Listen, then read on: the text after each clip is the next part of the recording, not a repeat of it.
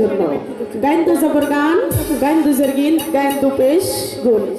গান জ্ঞানী ব্যক্তিদের জন্য, অজ্ঞানীদের জন্য নয়।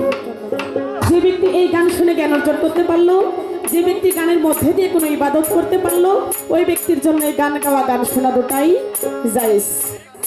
আমরা অনেকেই বলি যে নবী উম্মে হানির ঘরে ছিলেন, এখন এইটা ভাইবা কিন্তু আমরা অনেকেই ভাবি মনে হয় তার স্ত্রীর নাম। যাদের মনের মধ্যে কৌতূহলটা আছে তিনি কিন্তু তার স্ত্রী না, তিনি কিন্তু তার বড় আপা বা বোন ছিলেন, তার ঘরে ছিলেন। তো গানটা আমার অনেক পছন্দের একটি গান। ধন্যবাদ।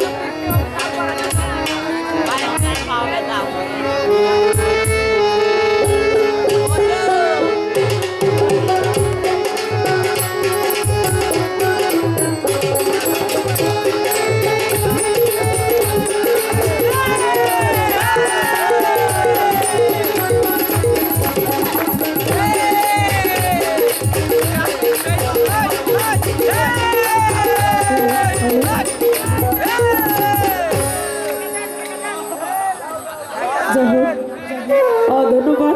অনেক সুন্দর করে যারা বাজেছি এবং সাউন্ডটা অনেক সুন্দর। তো